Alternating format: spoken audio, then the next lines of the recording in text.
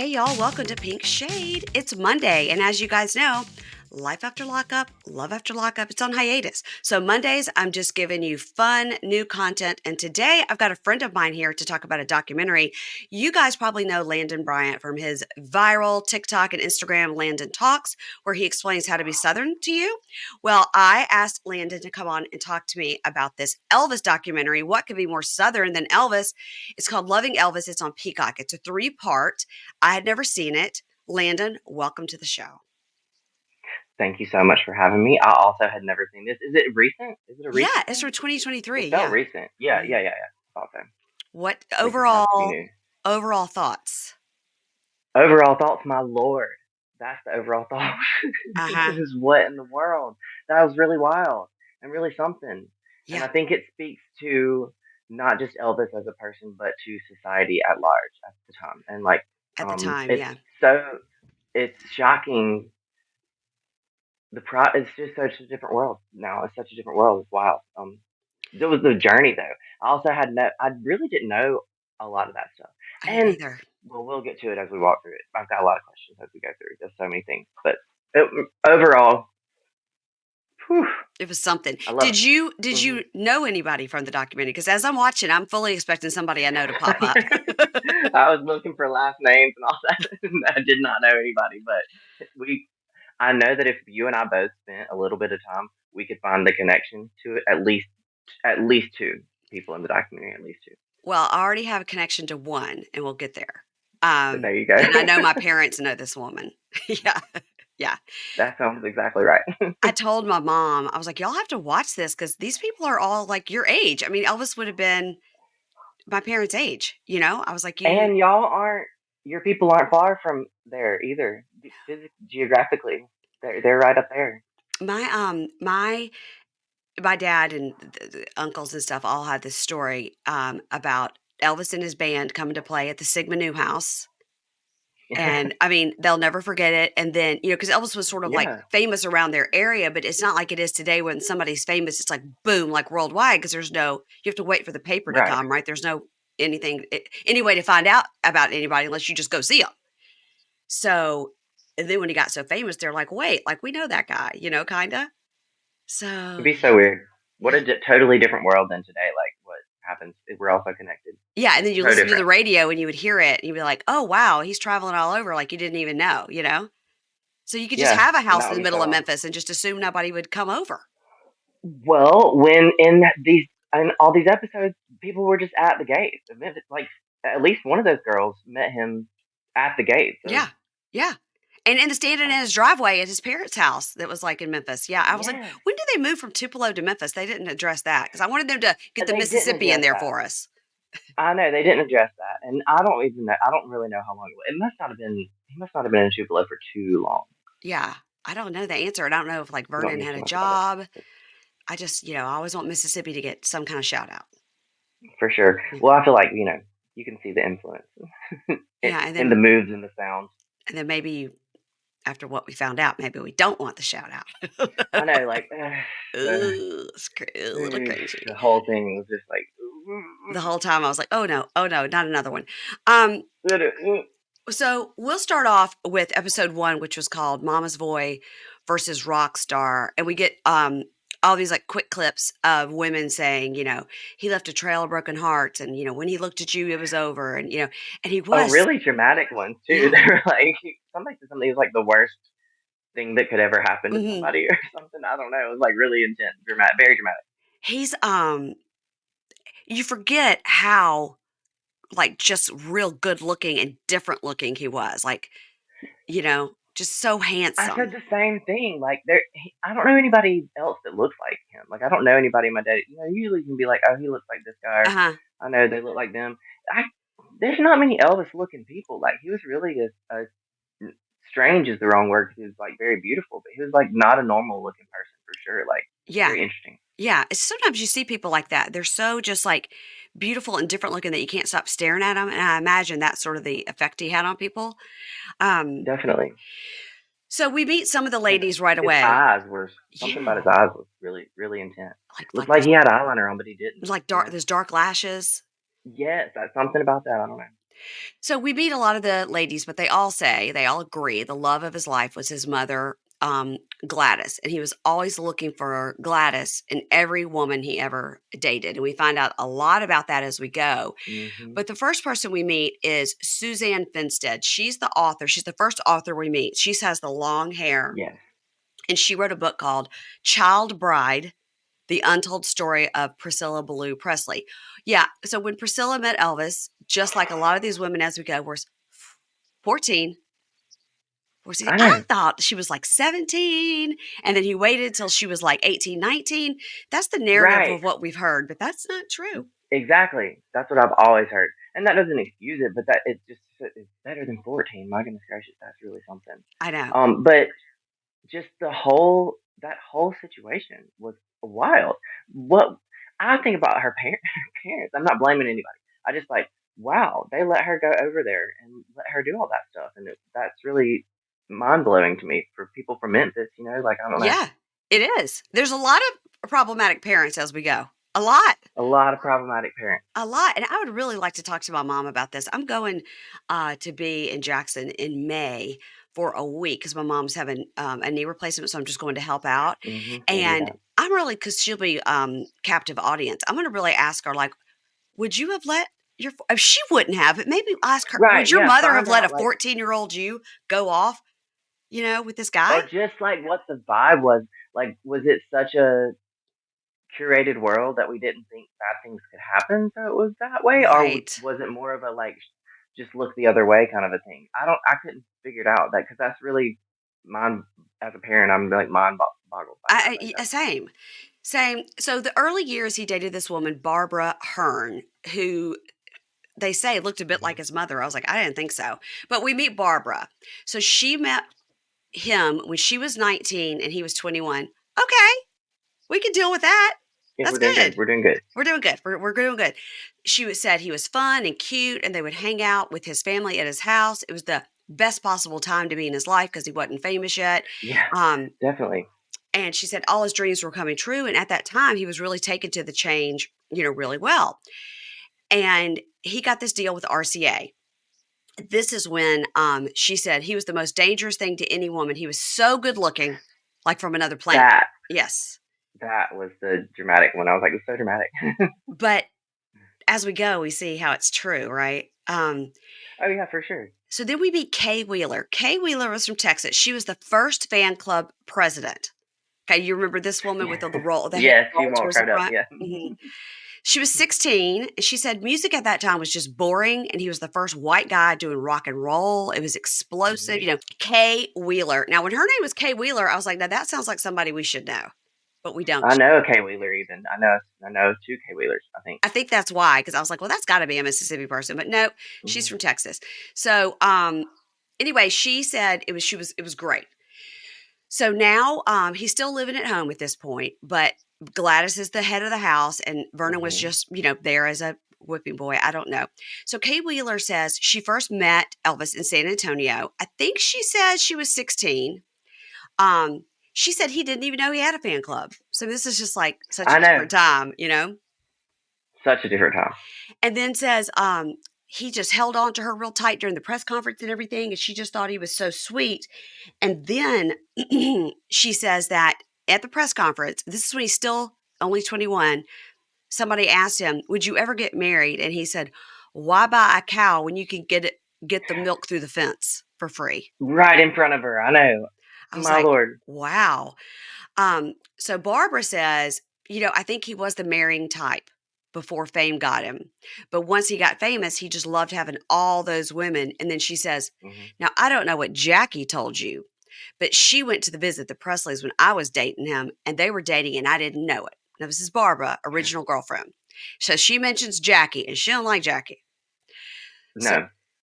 so now we meet Jackie Rowland. She says when she was 13, she saw him on television, and she said, and this is a tiny little lady. She's sitting in the chair, tiny little lady. Yeah, she's the little one. Yeah, Even she's the one that said she was bigger at one point. she says she weighed 190, and she Yeah. asked her, and they showed a picture of her. This is just such a Southern thing to like know your exact weight It at age is, isn't it? 13. Isn't it? Like, yes. And she's told her mother, "If I lose weight, will you take me to Memphis to move out to meet Yes. Elvis?" And let me tell you something, Oh my god. my mother would have done that. For sure. I know so many Southern ladies who would do She'd be like, that. You know, that's if you lose 50 pounds, I'll take you to meet Harry Styles." I mean, whatever, so the person. inappropriate. But yes, I can hear that being said. Oh, so her mom said yes. So she went on an Elvis love diet. So in 1956, so now she might be 14 and he's 21. Her mom took her to Memphis and they just went to their house and knocked on their hmm door. I know they really did. I was like, Yeah. wow, So here Elvis we went are. there. She explained that she lost 80 pounds so she could meet him. And they said, great. And Um, his mama was like, great, come back. Great. That sounds perfect. So Gladys said, do you go to church? Do you have good hmm grades? And then she felt like she was auditioning. And Barbara goes, I'm sure Jackie thought that all the girls thought Gladys liked him. Barbara's just a real hater. Barbara was a real hater, but they all thought that they were the most individual of all of them. They all, I guess In that's the just later the years, I lived do like experience. how some of them were like, yeah, I mean, I know he had other women, like, of course, Yeah, in the later they years. were very straightforward. The ones towards the end were like very frank, Yeah. very frank. Guess what? Because they were age I also like, appropriate. and Anita Ward was not having it either. She was like, no, it's just me. I'm not doing that with all y'all. Mm-mm. Yeah. We'll get there though. So, Gladys told Jackie, this is the 13, maybe 14-year-old that's come to her front door who's lost 80 pounds. She tells hmm Jackie, Elvis hadn't had time to sow his wild oats. So while he does that, you'll have time to grow up. Now, she's at his house. His parents are there and her mom is there. He puts his arm around her, nibbles her ear, and sticks his tongue in her ear. She is 14. And she didn't like it even. She She said that. didn't like She was it. She like, said, no, that stop. was not the vibe. He said, Mrs. Rowland, what's wrong with your daughter? Right. Oh my gosh. Okay. Now we go back to Kay. Kay says she went to see him at a concert. And when she got there, he recognized her as the fan club president and said, go to my Mhm. hotel room and wait for me. And she did. But when he got there, he grabbed her and was grinding all over her and stuff. And she ran out of there. She's 14. She was scared. And she says, anybody who says he wasn't that way is lying. Yeah, she wasn't having it. She was like being very straightforward the whole time. She's like, But it seems like she's very much telling the truth as the story continues to go on. That she was not lying. now, yeah, I mean, so then Jackie says, no, I was never afraid. He was not that way. He was not intimidating. He was not aggressive. I was like, you just said he stuck his tongue in your ear when you met, Right.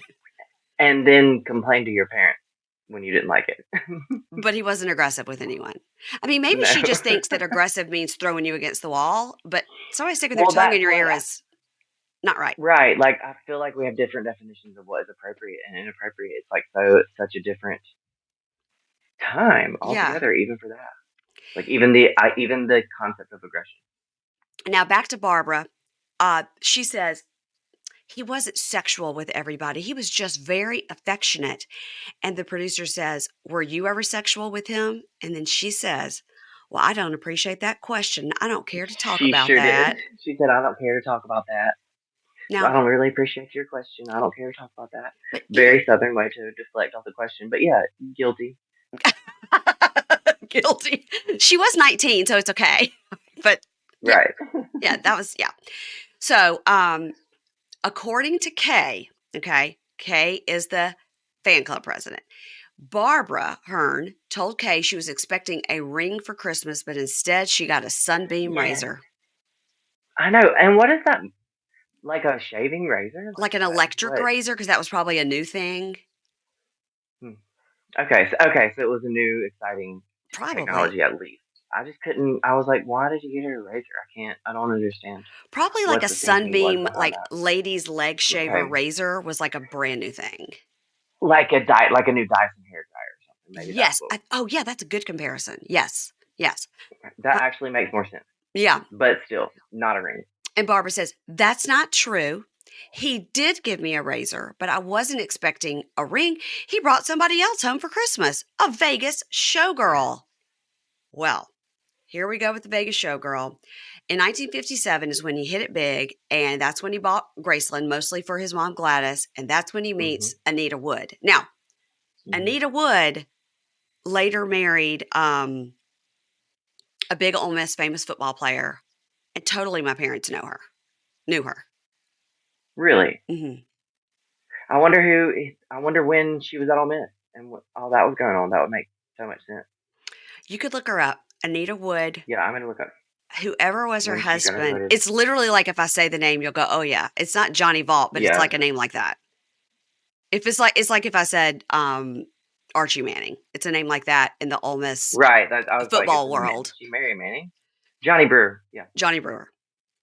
Hmm. So That that's makes who so much that's sense. who she married eventually. In 1965. Yeah. Okay. Well, But so place Anita in. at the time of this was 87. So she did not want this is my dad's age. So she did not want to be on camera, but she let her daughter Janita talk on her behalf, which was real cute. I looked her up. Janita and I don't have any friends in common. I thought we would. No, I don't. I don't. I don't know. I feel like Memphis is its own little society, sort of. It's got its Mm, own little place, kind of. hmm. It bleeds over into South Haven and sort of Tupelo, but Yeah, it kind of it's like a just it's Tennessee. It's Tennessee people. yeah, you're right. So, okay, excuse me. Anita is 84. She didn't want to be on the documentary. And Janita says, I think that Elvis maybe was my mother's only true love. I was like, well, she did get married two other times. Anyway, Yeah. For a and long time, she was married. that's her dad, but okay. So she met him when she was 19 and he was 22. Again, still age appropriate. Okay. So Anita had her own radio show called The Antics of Anita. And then she got Hmm. onto Wink Martindale's dance party show. And Janita says, my mom was just naive. She was sheltered. And Barbara says, well, she was everything I'm not. She's lively and cute and talented and musical. And of course, she fell in love with Elvis. I mean, Barbara's just really harboring a lot of bad Just feelings. and also not hiding that feeling Mm-mm. either. She didn't like Jackie. She sure didn't like Anita. No. So Janita said Elvis talked to his mom in baby talk, like, "You little boo boo, look at your little boo Yes, boo, look at your little feet." And that was that is a red flag and it's weird. strange. What is that? Like I get, and we love to baby talk things down here. Like that's like a southern thing. I feel like it's baby talk stuff, and it's a joke. But your mom, that's strange. From a son to a mother is strange. Strange. I still do it to my son. He's 18. Right. He doesn't like To it. your child, Yeah. to your child, yes, Yes. doesn't matter how old they are, but to your parents, that's just a strange It's thing. strange. It's strange. So he nicknamed Anita Little because he was like, "Look at your little feet, Mhm. look little." So Mhm. Anita says Elvis took her to his room and he kissed her, but then she had to go home because that was a no-no. He respected that because he respected good girls. Because remember, that's what Gladys said: you have to meet a good Right. girl. And Elvis told her if she remained pure, that would be good for their future, and that marrying a virgin was super important to him. Now, My lord. we find out about Elvis's twin, Jesse. This is all folklore. Mhm. We've all known this. Mhm. He felt an extra responsibility to his mother because he had this twin that died, was stillborn when it came out. And we find out that his mother was very worried about all the fame and the pressure and the backlash that he was getting because of the gyrating and rock and roll had put the evils in people. And Jackie says they had a pastor in Jacksonville that burned every Elvis record because of the gyrating because he was vulgar. He was vulgar. Mhm. When you look at some of his That dancing, dirty you're like, dancing. that is something. I mean, he was gyrating. He really was. He And really and was. m- it, my grandparents said that don't dance, and like that was like not a thing that was like a thing you should do at all in any ways, Yeah, and much less gyrating. That's like really he was really pushing it. But he I was support. I think that's so funny. Their relationship though is I think maybe like the problem here, the source of the problem here with Gladys, totally. is yeah, this really an intense relationship. Like should you she had him hung up on that twin, like he killed that his brother. Like I think shit. so. She Yeah, like planted that narrative in his yeah, head and like then used that for the rest of his life. It sounds like or her life. yeah. Don't you think there was like something toxic going on there? I'd like to have a book about Gladys. Maybe not. Maybe it wasn't. But I don't know. I just feel like he was really hung up on the twin thing, and maybe we just harped on that a little bit too much, or maybe he just got obsessed with it. I don't know. But I would love to know more about his and Gladys's relationship. I would too. So, Janita says her mom, Anita, would just go on dates. So they mostly just go to Graceland and hang out. And at night, there were girls that would hang out at the gates, and he would invite them up to the party. They were called the Gate Girls. And Anita didn't Wow. like when he would bring those gate girls in, especially the young ones. Okay. Well, yeah, wild, first of all, the young ones. But even before we get to the young one part of that, he was playing two different games. He was playing like a long game looking for somebody that could suit his mama, and then also somebody for tonight. Yeah. That's what was going on, is what it seems like to Yes. me, you know? And somebody for tonight, sometimes the girls were 14. That's just so, I like, mean, yeah. So we meet this girl named Frances Forbes Lively. She was a gay girl. She says she did want to meet him, of course, and they dated. And all these girls that say they dated him, he was dating 12 other girls and definitely had like Anita and then Priscilla also. Um, at the same time. they dated from 1957 to 1962. And she said, I was his type. I was very small with dark hair. I spent most of my time with Hmm. Graceland. I was 14.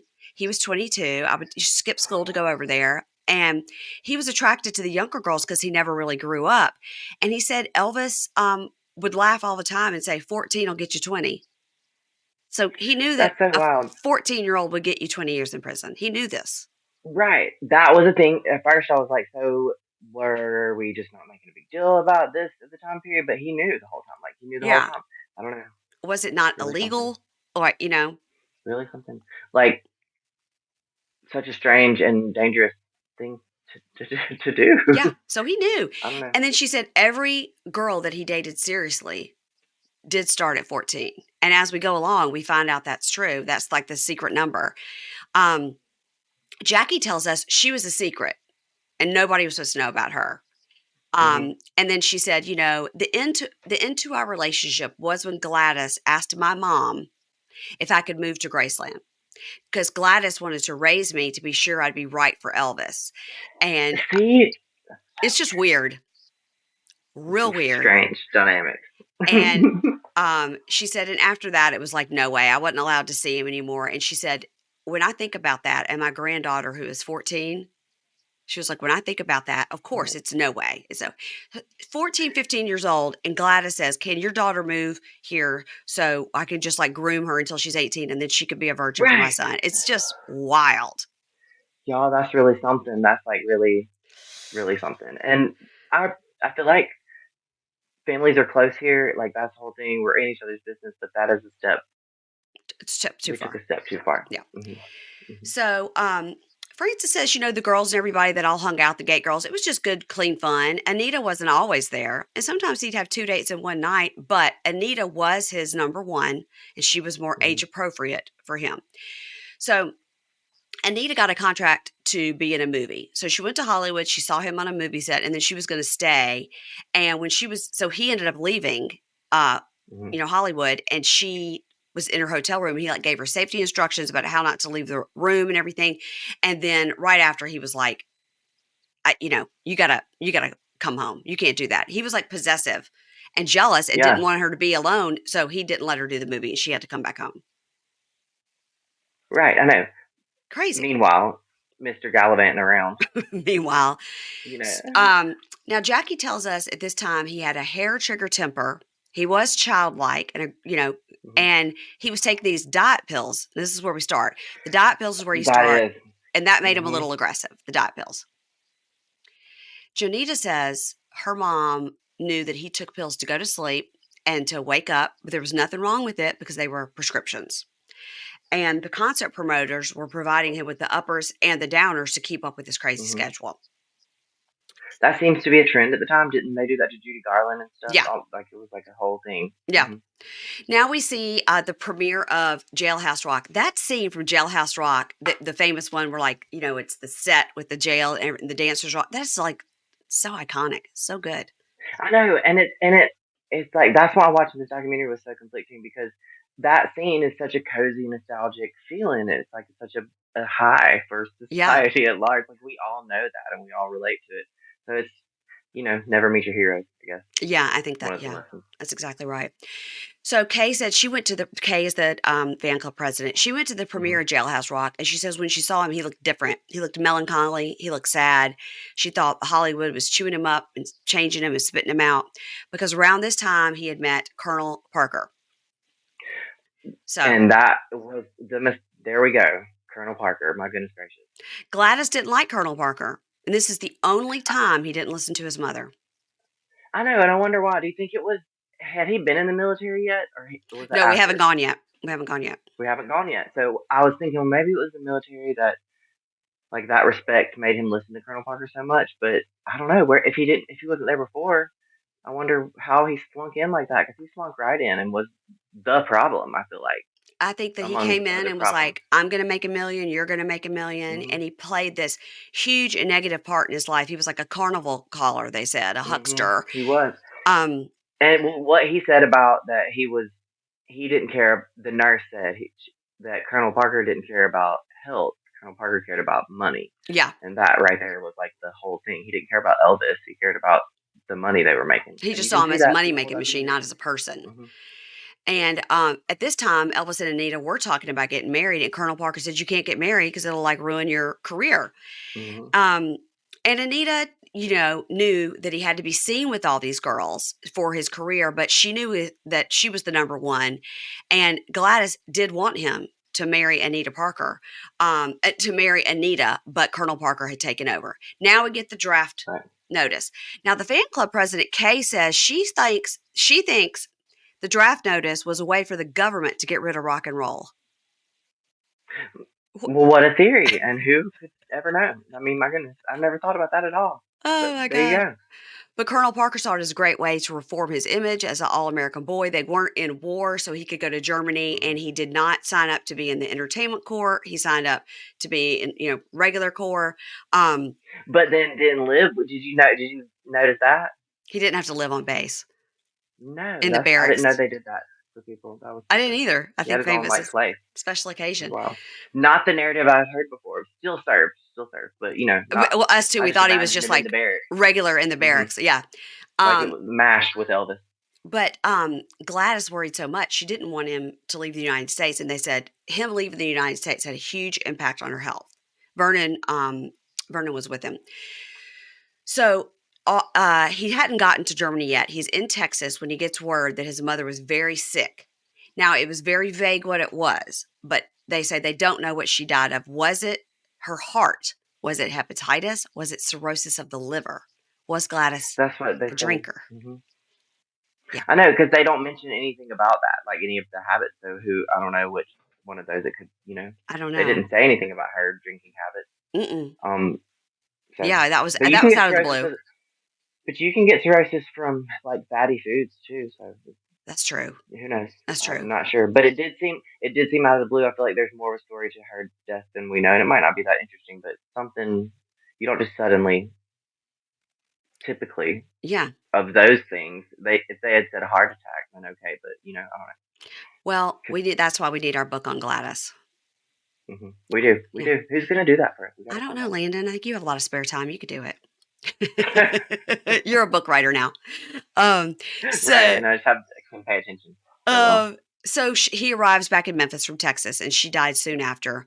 And Elvis called Anita crying, and we see this picture of Elvis and Hmm. his dad sitting on the curb outside the hospital crying. And Anita went to see Elvis and went up to the coffin and noticed they had covered her in glass, Yes, and that yes. they did that because he wouldn't stop touching her. That's weird. It's weird. There's something weird. Even if at minimum that's as weird as their relationship was, and I don't even know what to imply that was weird about the relationship, but that is strange. Like that's strange. And that he was That's a baby strange talking thing to to her say. in the coffin Yes, that. And then he put a picture of her grave on above his above his headboard. bed. Eesh. I don't know, Um, man. That's so the author tells us that his mother, was his whole world, his North Star. He never recovered after that. And after that, after his mother died, he was a ticking time bomb because he'd already bucked her one time hmm to go with Colonel Parker. So he probably felt bad about that. And then it was just like all bets are off. hmm for sure. So now we She was open the whole reason he was like looking for a good girl in a the good first place. girl. She was his whole reason for everything as far as this goes. So all that was keeping him from just being wild. Yeah, that's right. And he was already kind of wild. Yeah. Right. He wasn't doing good at not being wild with her, and so here we S- go. So, episode 2 was called Bad Movies, Bad Marriage. And I think that we've heard this before in our folklore of Elvis that he really hated these movies, really hated it, really I've heard just that. wanted to I've sing. heard that too. I wonder why. I wonder why it is. Well, I can. I am not Elvis, but I can say after having done exactly one, exactly one stand-up show. But I mean, I've been a performer for my whole life, like singing, Yeah. used to sing in weddings and stuff. There is a thrill to live performance that is not there in recorded stuff. I mean, I record stuff every day, and that is just work. And Yeah. but it's when you're in front of the people, that it's exhilarating, and it feels really great to like have an audience that you can make enjoy something. That's really a thrilling thing. So I see why he liked that more than the movies. I do see why he did that. I wonder why it was such a long period. That contract was so long, I know the such a contract long was time. really long and he had to do Hmm. what was it? It was 30 movies in 2 years, something like that. So many movies. Like, it was so many movies. I think it was 30. So we're in Germany now. We see the people going nuts for him in Germany, and he's doing a press conference and everything. And then we meet Elizabeth Mansfeld, who met Elvis when she was 19 in 1958. She was living with her stepdad, her mom, and her little Hmm. sister on the base. And Which one was she? I can't picture her in my head right now. What did she look like? Do you remember? okay, so she's the one that ended up being his secretary, I believe. Yes. Yeah. Okay. Yep. Okay, No, no, yeah. so so she says she wanted to get an autograph, so she went to the movie where she knew they was going to the movies, to watch the movie. Hmm. And she met him, she sat by him at the movie, and he said, I want to, walk you home and be respectful, and he did, and he gave her a kiss on the way home, and that was it. Now we get his buddy, two friends that are going to really throw him under the bus. We get Curry Grant. That was Hmm. his friend that he met in the Air Force. And Elvis liked him too because he was a Southerner. He was from Louisiana. This is his buddy, and they became friends. And Elvis really needed people around he could trust because he didn't have all his Memphis Mafia with him. Right. So, Which Mendes Mafia. Okay. what? Just like that was just such a casual side like narrative of this. Like, what? He had a whole mafia around him all the time. I did not know about that. Yeah, That was the really Memphis cool. Mafia. That's what they called themselves. That's fun. So, um, Curry Grant was his Air Force friend. And so he's got Curry Grant in his house. He's got Vernon at his house. But at Thanksgiving, he went over to Elizabeth's house and he talked on Thanksgiving about how much he missed his mom. It was Thanksgiving. And he told Elizabeth, my dad is dating. And it really broke his heart because it had just been Yeah, a few months. Just been a few months. that got all over him. Hmm. And that's another like bad example. He's got a bad example of a mom. He's got a bad example of a Hmm. dad of how relationships work. Definitely. So now we And meet, that upset him. He talked about it multiple yes, but now we meet David Stanley. Now this is his stepbrother. times. Hmm. Okay. He has Parkinson's. Parkinson's. Yes. He tells you right Yeah. away, like, I've got Parkinson's. I'm going to move a lot. Hmm. Um, I hope he's written a book because wow. I know. And he seemed just like such a nice guy too. Like I it was know. really hard to hear him say those things because he seemed just like your friend, but he was there for the whole stuff thing. Anyway, And he was so much so we meet younger. him. He was so much younger. So he's probably only in his Right. 70s. Right.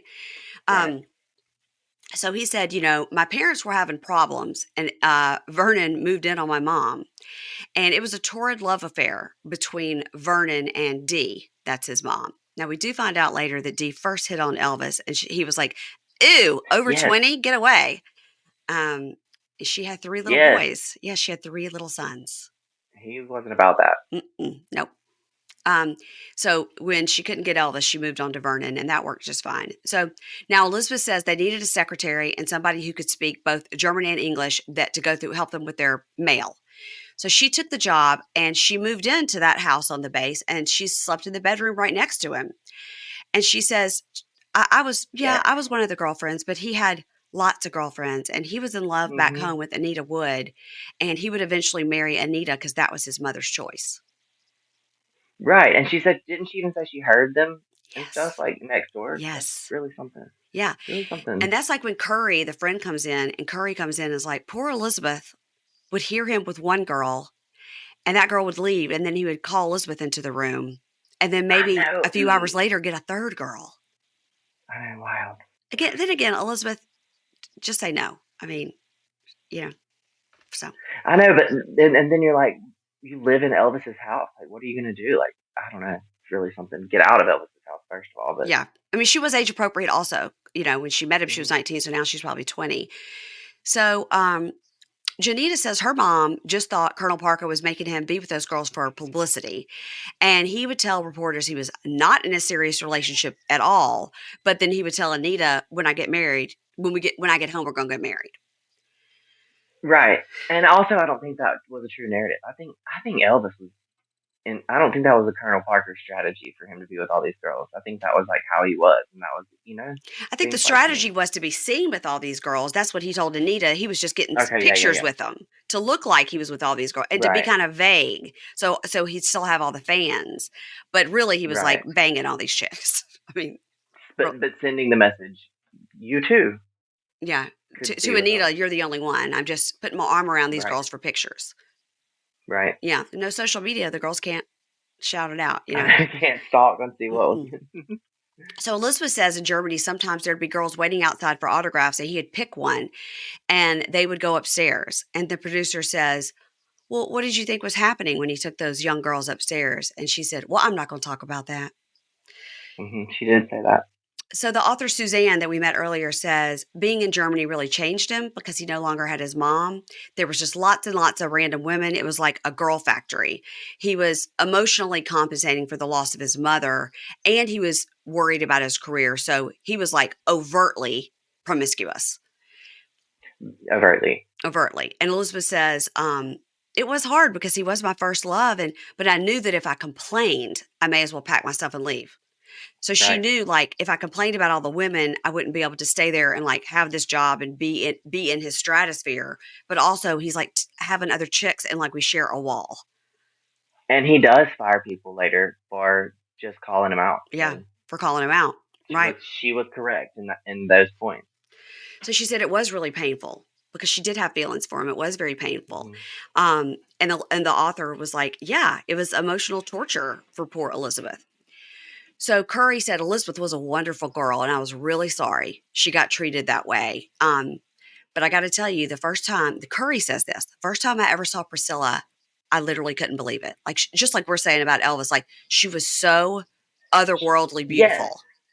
she is. I mean, she is, and she always every image of her is that. There's not a time in her life that she's not looked like that. Just a stunning, stunning person for And sure. it's kind of like Elizabeth Taylor. When you saw the pictures of her and she was young, you're like, Yes, whoa, just like just gorgeous. like yeah, for sure. Just like dramatic. If you were in the room with her, I think it would just be like so weird. You know how when there's somebody that's just like so You beautiful, just you're just stare. like, You just stare at them. Yes. Yes. That happens. I do that. wow. I do that all the time. If somebody's really pretty, I'm like, I will just say, I go, you're just so beautiful. I can't stop Just looking like at you. I'm sorry. I'm I'm like such a looking at you. weirdo. Such a weird. I'm sorry. I'm so weird. I know. Oh, so, okay. So Priscilla said she wanted to meet him. Now, this is the story we got, but Priscilla says, we get some audio from her book where she says that's Hmm. not the case at all. Elvis wanted to meet me. And the author that we've seen earlier says Priscilla and her mom were both fans and they both wanted to meet him. So And where did they meet exactly? Like, where was it that they they were in met? Germany on the base. Just on the base They were because her dad was there for it. stationed in Germany. Yeah. Yeah. So she So, just showed up one day. yeah. Well, I think that once they realized he was there and they found out he would go to the movies on Thursdays or this, then the young Oh girls would yeah, yeah, go and yeah, look yeah, for yeah. him. Probably thinking they were getting an autograph and they were getting maybe a tongue in the ear, like they didn't know, you know, More than an autograph. more. So Curry says, I introduced them and like I didn't know it, but she was just 14 years old. It's a magic number. He said, That's so weird. Like, what happened to him when he was 14? I wonder. Like, he what? tells it later. He says, okay, this is the next. Okay, we meet this new author. The new author that we meet is Alana Nash.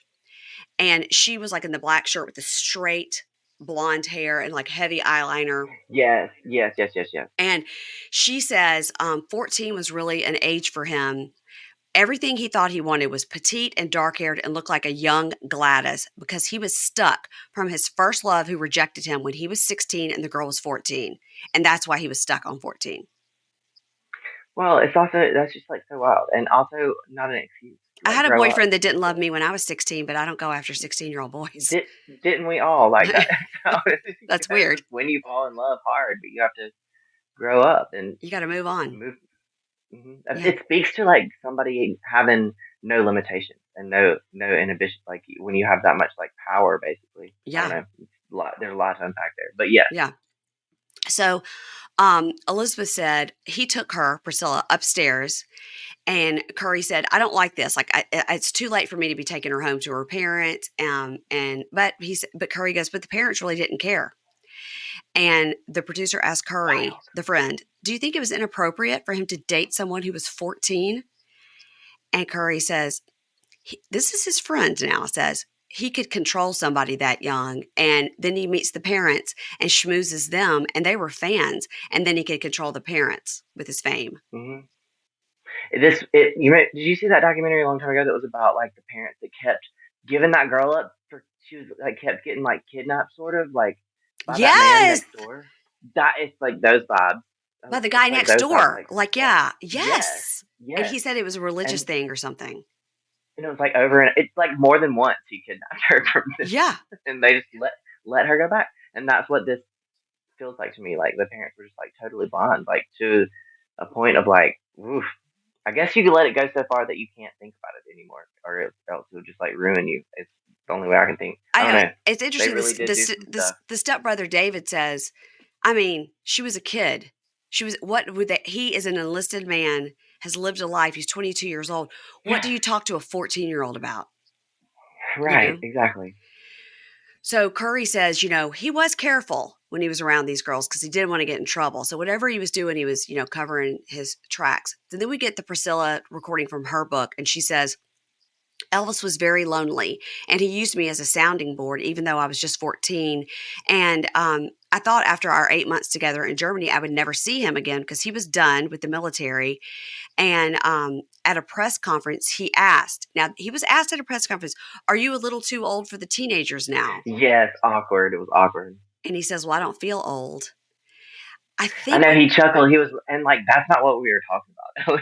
I think that they were trying to say like teenage girls being your fans, but he was really Yes, like, "Oh, you mean his girlfriends?" Like, yes, right. And also, I know, just wow, he that caught him off guard. He was like, "Well, nobody's ever asked me that." so Elizabeth was told she could stay on as secretary, and so she went and moved to Graceland to work there. But when they got back to Graceland, he changed, so now he's changed again. And there's another press conference where they say, "Did you leave any hearts behind in Germany?" And he says, "Well, there was one girl he left behind, but it wasn't like that." Because he first says something like, "What'd you hear?" And then he says, "Well, no, it wasn't like that." That's what he says. So he's like, Okay, they're on to me. which is like gross because he knew the whole time He that knew. he wasn't supposed to Yeah. be doing all that. He knew the whole time, like from the very beginning. So Anita starts asking Elvis about this girl she heard about, Priscilla. And hmm he was like, "Oh my gosh, she was only 14. She's just a kid. She was a daughter of a friend. Like, there's nothing there." So Elizabeth says, "I liked Anita." Now, poor Elizabeth now. She has the secretary who is also having sex with him, knows he's got all these women. Now she's moved hmm into Graceland. Anita's there. And she says, "I liked Anita. I knew that she was the chosen one. I liked her." And Do you think it was still going on with Elizabeth at this point, or yeah, were I they think done? if he asked, sure. Yeah, Yeah. yeah, probably so. You're right. And Elizabeth said she and Anita were going out to dinner one night. She really liked her. And Elvis said to Elizabeth, "You tell her nothing. Like, you tell her nothing about you. You tell her nothing about any of the other girls." And said Yeah, Elizabeth didn't know anything about Elizabeth or any of those other girls. Anita knew nothing. wild. So, stepbrother David tells us Vernon took his new wife Dee and the three kids to move to Graceland. I mean, I'm like, how big is Graceland? From the out, when you I see know it, it doesn't look that it's big. not that It's big. not that Like I big. mean, it's big, but it doesn't look that big. It Three doesn't. kids and you're I don't know. Um, and they introduced the three brothers to Elvis: Billy, Ricky, and David. And Elvis is like, "Great. I've always wanted to have siblings. Wonderful." So then Anita tells the story. Janita tells it for Anita, the story that Elvis said that Dee originally hit on him, but it didn't work. So she hit on Daddy Vernon. Hmm. And David is listening. They're asking David about it. And he says, I'm going to respect my mother's memory, but I do think that's true. Sad. Wow. Yeah, he did. He did. All right. Yeah. So that's good. Elvis I didn't. mean, that That's lines up. lines up. Elvis didn't go to the wedding. Elvis never liked Dee at all. So it didn't. It was Didn't go start. to the wedding. What a statement. Hmm. It was starting to not work out with the kids being there at Graceland. So Elvis built Dee and Vernon and the kids a house around the corner. And David says it was because Dee was getting mad because the kids were staying up all night long with Elvis because he didn't like to be alone. He liked people to stay up all night with him. So he was giving the kids Dexedrine to stay awake. Yes. He said he was 4. I mean, 4 years old. I was like floored by that. Like that is wild. He didn't know it was a Truly prescription. He wild. thought it was fine. Like I think we just have a fundamental misunderstanding of child here. Like Yes. this is a child. Yeah. I don't know. That was wild. That was a really wild part of the story to me. I was like, whoa. So at least Dee was like, Yeah. okay, we don't need to live here anymore. I don't need my 4-year-old Right. At least. cranked up all night long. Wow. Right. Wow. The rest of the parents had me questioning like parenting at the time. But Yes. there were some parents that didn't know what they were doing. So I guess that answers sort of our question. God. So this is when he started doing all the movies. Anita would go with him a lot of times. And one day she didn't want to go. So I got the feeling like she was in the hotel room or something, but she was with him on a movie set. And she pulled out a book of his, flipping through it, and saw a Hmm. letter to Elvis from Priscilla saying, please call my dad because I really want to come to Memphis and visit you. And Janita says, oh, God, he got so mad at my mom that he shoved her against the wall for reading the letter. He was furious. But Anita said, this girl is only 16. Why is she coming to visit you? And he Hmm. convinced her it was nothing. It was just for a few days. And Janita says, why would any parent let their 16-year-old fly across from Germany to Memphis to visit this grown man? Mm-mm. But they went Just to wild. Vegas. A child. They went to Vegas. So Vernon and Dee and Elvis and Priscilla go to Vegas. And Janita said, my mom didn't think anything about it. She didn't feel threatened by it at I all. can't like. Can you imagine? I just can't. I can't believe that at all. Like that's so wild. Even if he took like I was trying to think about him taking the angle of she's just a fan, like just a fan. Well, that's also strange. Like Yeah. that's a strange. Even if this was a fully adult fan, even it would be very strange for you to take this It's a person double that date. you don't. It's a double It's like date. so strange. Very strange. So Elizabeth says Elvis was in love with Anita and Priscilla. But Anita was living in Graceland and she thought everything was fine. But one morning she came down the stairs and heard him in the kitchen talking to his dad about Hmm. which girl to choose. And she said, I'm going to make it easy on you. I'm leaving. I know. I respect that so much. Anita. She when she had the evidence, she was done. She was like, nope, I'm not hanging around with all y'all. I'm not sharing. I'm not doing That was that. this. Once Mhm. she found out what was up, she left. And Um, I respect that. so David said, well, she left. And then Priscilla came over and Priscilla lived with Vernon and Dee for a while so that Dee could be the chaperone. And he said, here's my Okay, so I mom. didn't. He's like, here's my mom. We've got this teenage girl in the house. But pretty soon, Elvis had said, get her over here. I plan to marry her. He got her into school. She was 16. And eventually she just moved into Graceland because Yeah. Dee was like, I can't control her. This concept of like raising your wife or like raising your child's life is so It's strange. so It's such awful. a strange thing. Like, I mean, literal grooming, but Literal being just grooming. being very forthright about it. Like being very, very forthright about it. It's really something. The stair scene, I feel like that's such a glamorous scene for Anita Wood. Yeah. I don't know if that was. I didn't see the two movies, but I hope that was. I hope she got her moment. I Um, started to watch the Elvis movie that won all the awards a couple of years ago um, with Austin, whatever his name was. Butler. Hmm. Austin Butler. I didn't see it. I started to watch it. I think it's because it was I haven't Gus seen it. Van Sant. It was too weird for me. I haven't seen it yet, and sometimes it's too much. It's It's too weird a for little me. too much. So, And sort of, I kind of felt like it was going to ruin the illusion. So, like it, and it sure did, probably. well, probably this documentary did a lot more damage to you. I'm sorry. Definitely.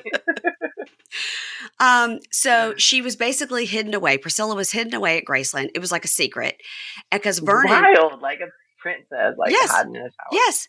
And Vernon and all the guys were the Memphis Mafia, they were very concerned that they had a Jerry Lee Lewis situation, which ruined his career because he married his 13-year-old cousin. And like, my goodness gracious, when they said that, I was like, I didn't know that about Jerry Lee You Lewis. That's not didn't? something that I knew. No, I mean, I don't pay attention very well to most things, but I didn't know that. So I was like, hold on, You should watch let me process that. Great Balls of Fire with Dennis Quaid and Winona Ryder I'll have to watch it. because I'll have Dennis to look it up. Quaid is I love Jerry stuff. Lee Lewis Love Winona. and Winona She's so is fun. the 13-year-old child bride. Yeah, that lines up for some stuff she would do as an actress. She like, Weirdness. Um, Okay, so now we meet Sandy Martindale. She was a dancer in Viva Las Vegas and The Trouble with Girls, and she had one line. Every Thursday in LA, she would go to her dad's nightclub. Her dad owned a nightclub. Her mhm. photo was on her dad's desk. Elvis would go every Thursday night. And so they became friends. And he said, "Who's that girl?" And he said, "That's my daughter." And so she met him. He was on a date with some actress, and he said, um, "Would you go out with me?" She said, "Sure." I don't think that we know her age, but I believe she's age appropriate because she'd been in a couple of movies. Mhm. Um, Now, Priscilla has arrived at Graceland and is living there hidden away in a tower, but he's traveling and he's not even there. And Sandy Martindale says, "Oh, I knew all the girls he was going with. He was going out with me. He was going out with a bunch of other girls. I didn't care. You know, she was an LA girl. She was wild and free. She didn't care." Right. One of the girls was um, Nancy Czar, CZAR, Nancy Czar. She was like, Which "Yeah, one's I the know." one? Nancy says she knew about Sandy because Sandy also was dating Elvis at the same time, and she met Elvis at a touch football game with the Memphis Mafia. Um, Yes. Nancy says she was a senior in high school, and he would come and pick her up at school. She was in a couple of movies, and Yes. she said she was a virgin and she didn't do anything with him until she was 18. When she was 18, she went over to where he lived, and he had an 11 by 14 photo of his mother's grave tombstone over his bed, and she walked out.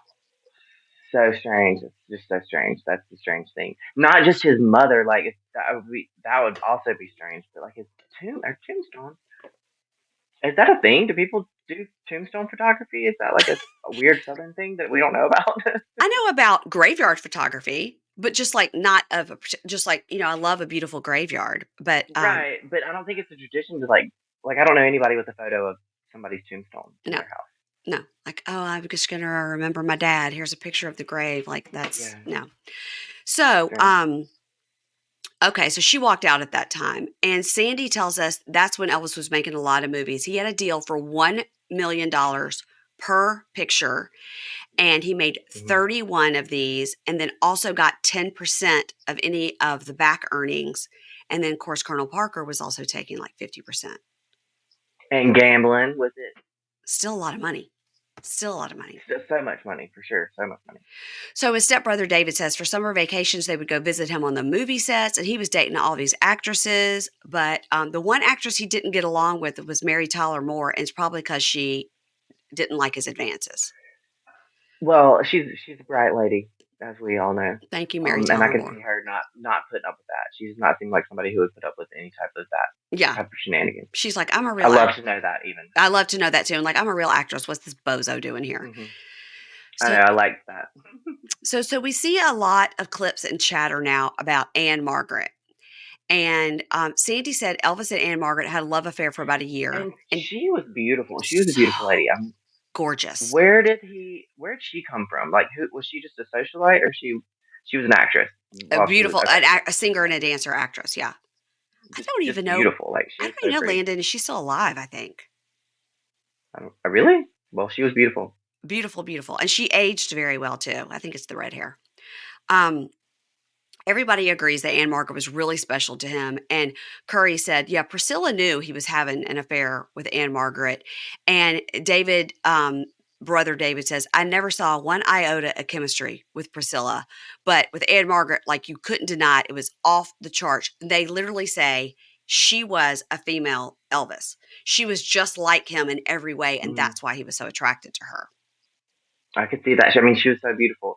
I This is where we get to the part where his parents, Priscilla's parents find out?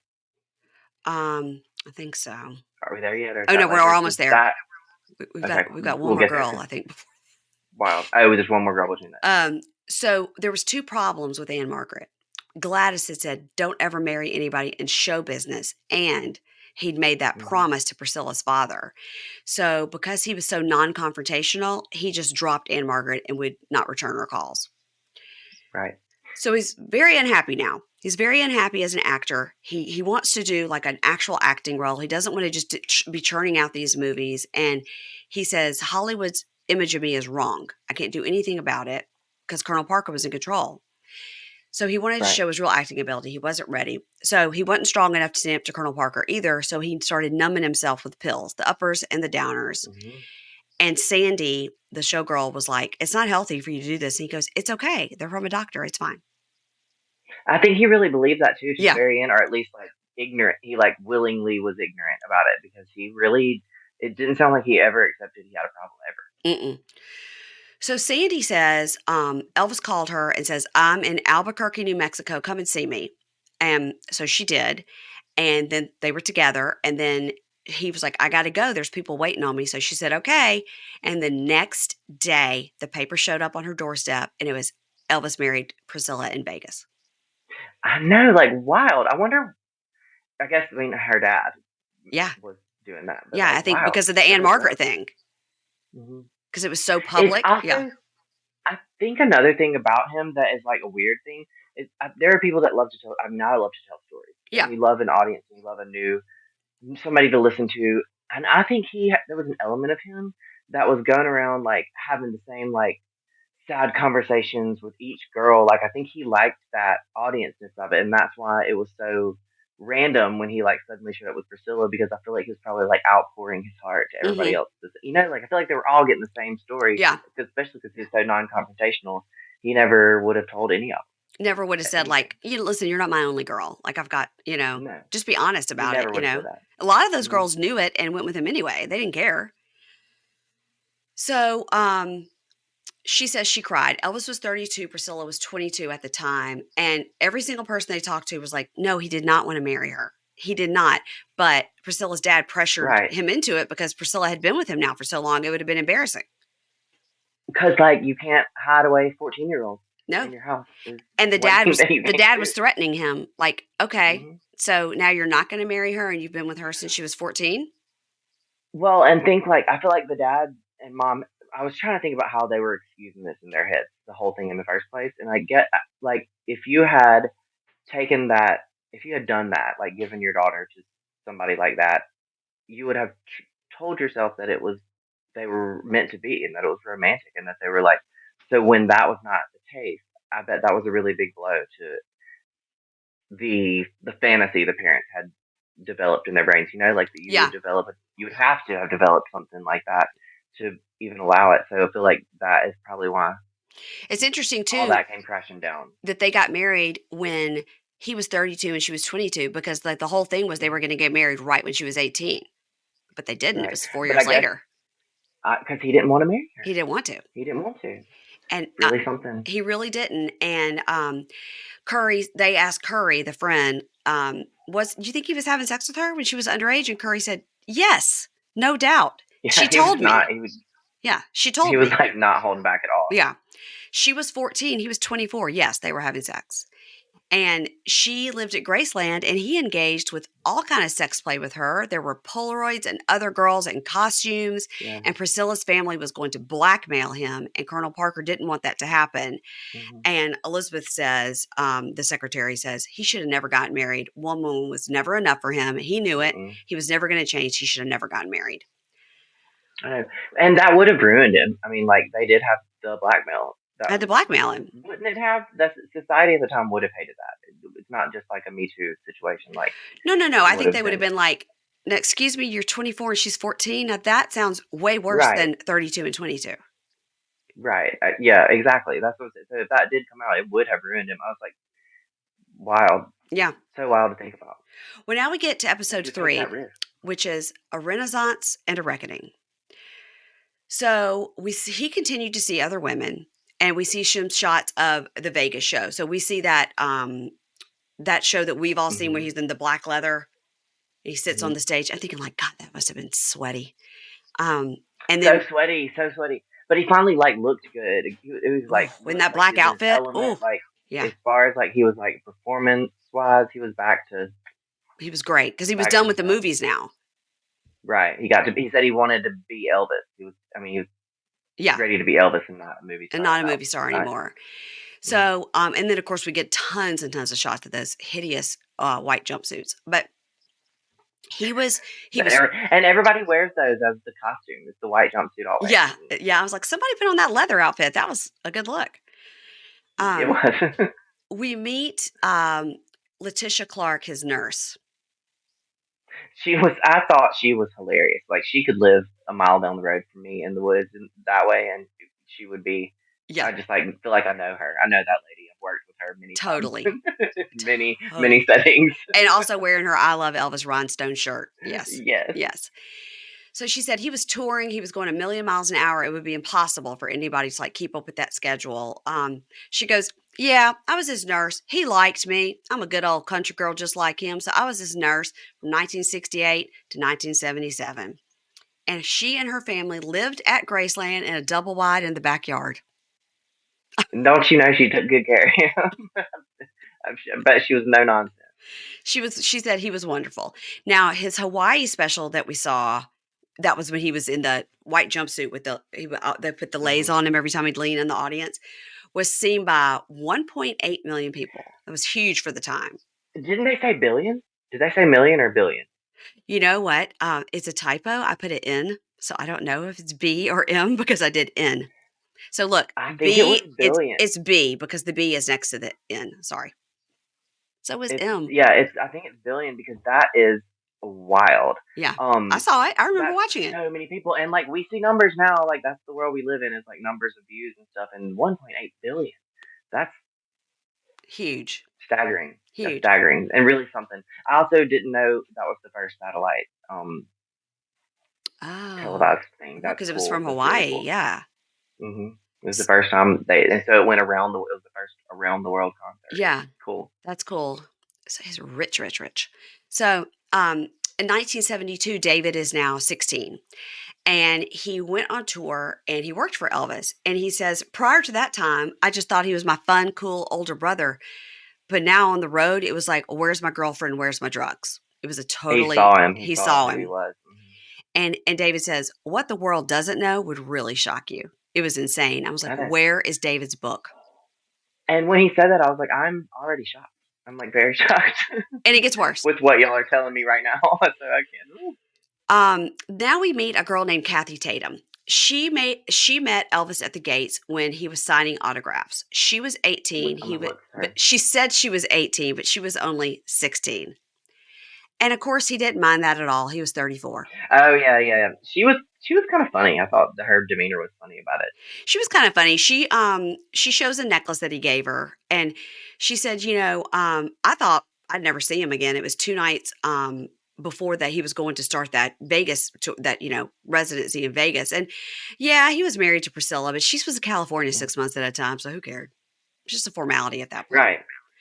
Um, Do you see how they all had excuses? They all made excuses in their heads for it. They were like, "But it was fine."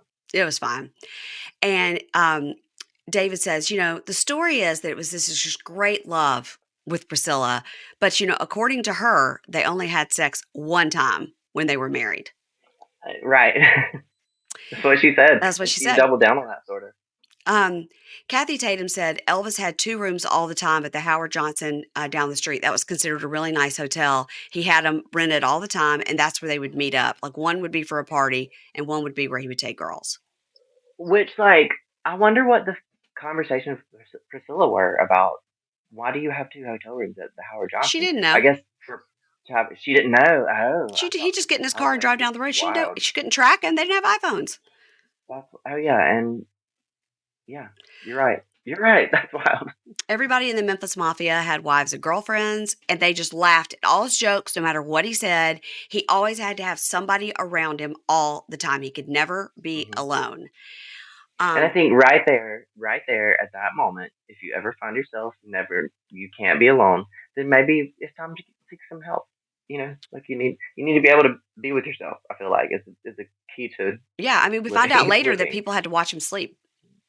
Right, I Yeah. know, and they were watching him sleep, and I just like I'm not that good of a friend because I would just be so tired. I know I would fall asleep on the I'm watch. like, "When am I sleeping? Wouldn't When do I I get to wouldn't sleep? I wouldn't be able to stay up What are my watching sleeping somebody hours?"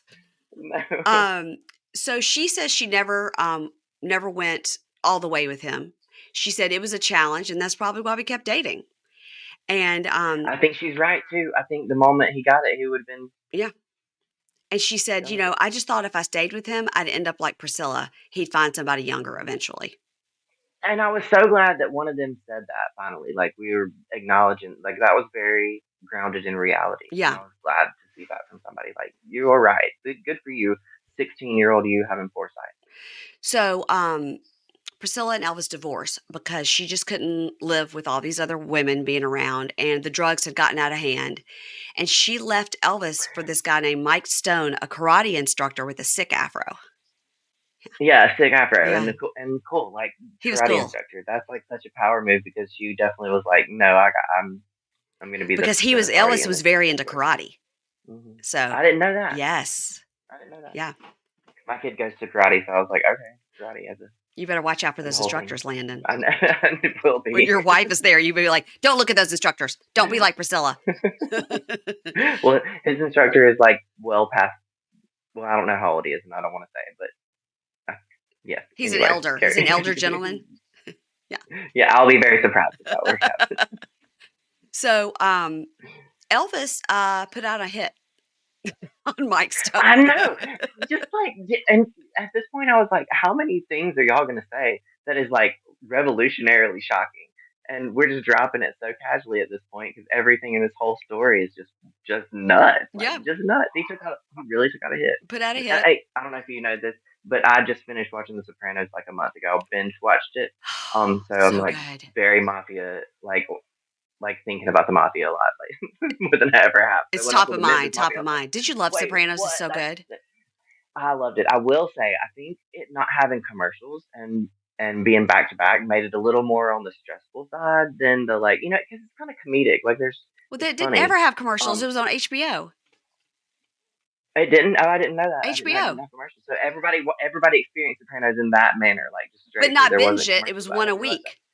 Okay. Yeah. Okay. Well, I feel like the separation would have been good for it because it was like by the last season, I was just like, You were we've gone you were so far. stressed. It's very stressful. You're I was looking over very your stressed, shoulder all the but time. brilliant, brilliant show. And now that I've seen that, I like see how so many other shows like came from that. It's just really, really good.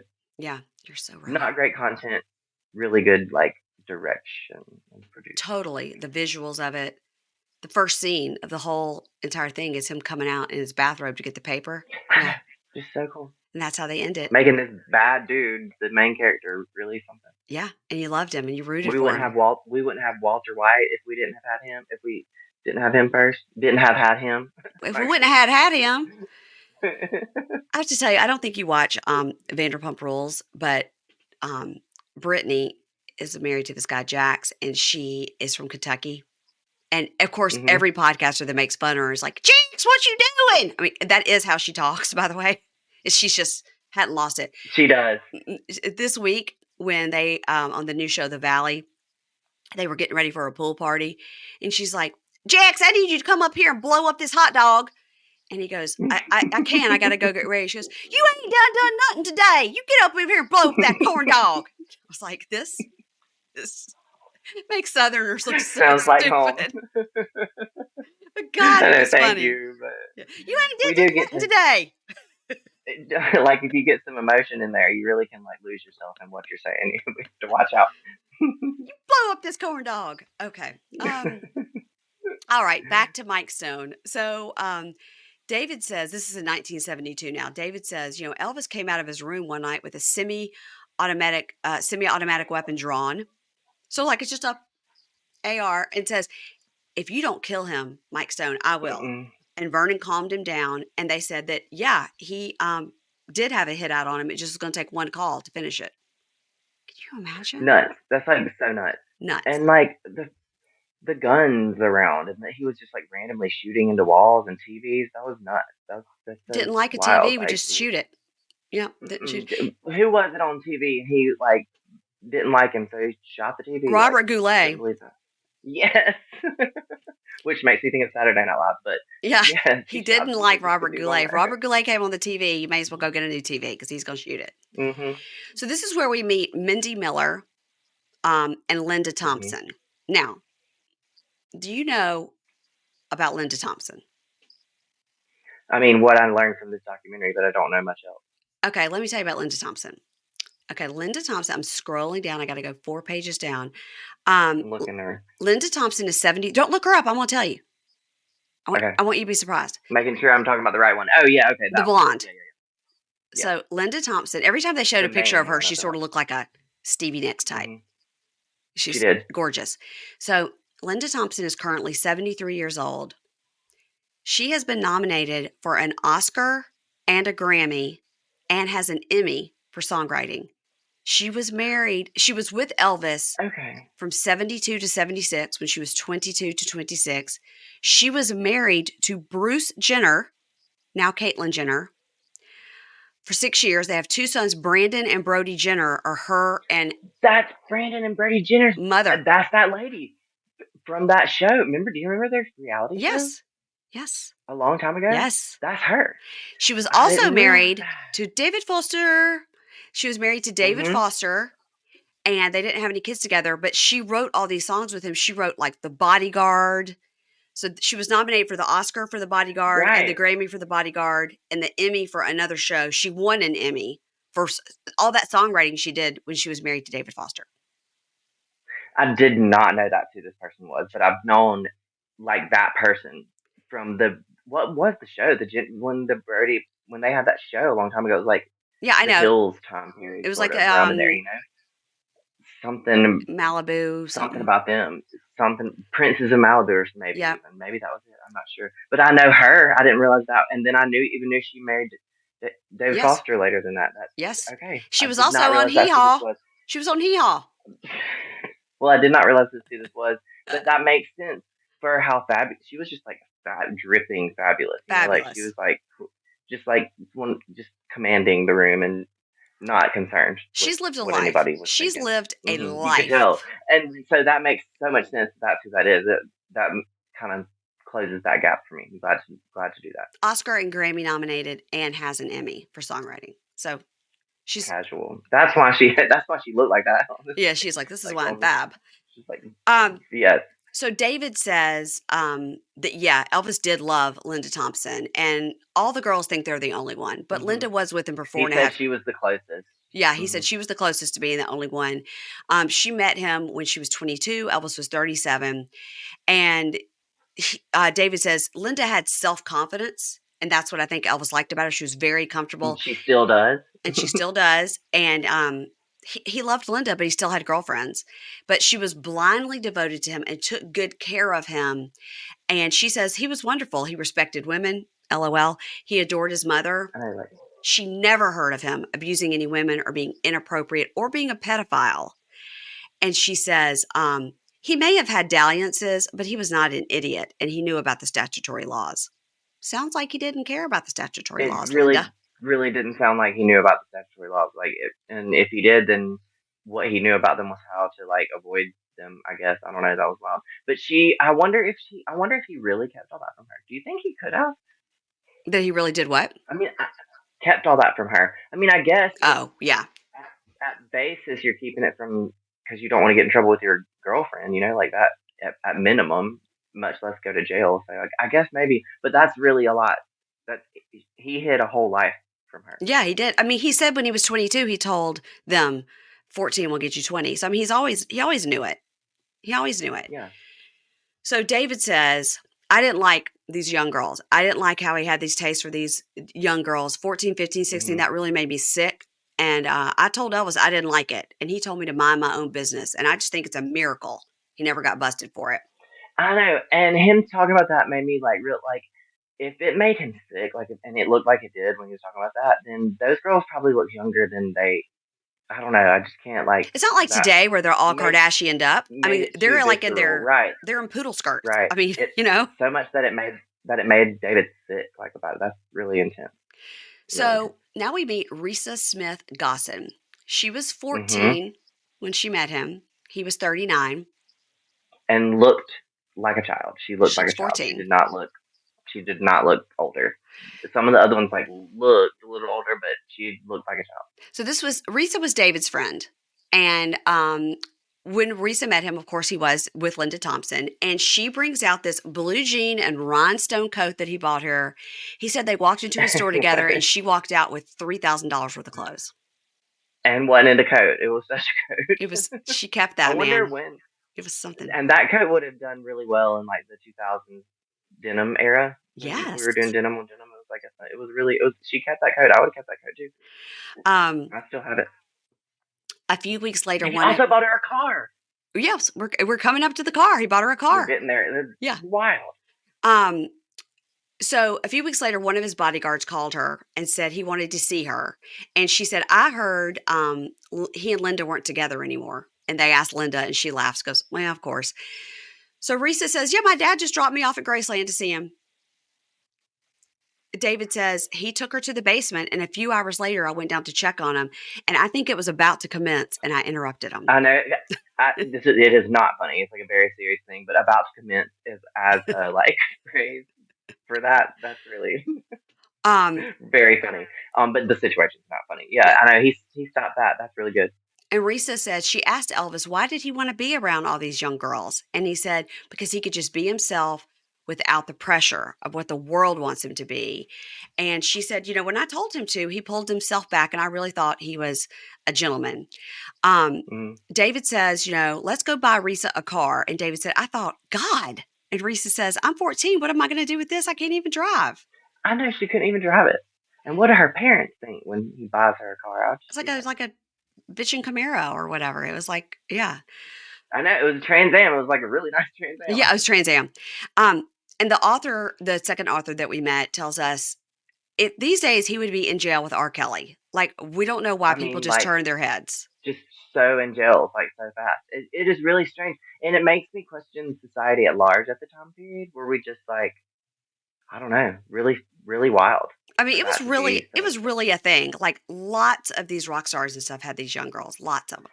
And I guess also our concept of celebrity is different now. Like celebrities are just everyday people. Then it was celebrity Hmm. over there, people over here. So it probably would. I don't know.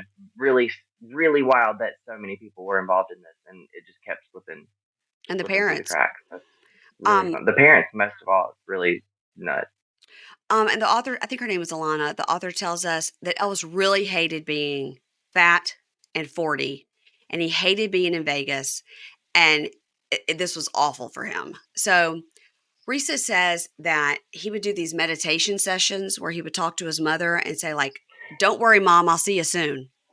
Oh, we've let it go too far at this point. Like that's so wild. Risa, who's 14, noticed all these bottles of medications. And he would say, I have to take things for sleeping and I have to take things for waking up. But Risa says, Mhm. I found out later that there was lots of cocaine involved. Um, Yeah, the swabs in his nose. My goodness, that's wild. Swabs of cocaine just hanging out of your nose. Um, David says Vernon was always in denial about the young girls and about the drugs. He just didn't want to know. And also, that would have ruined his lifestyle too. Right.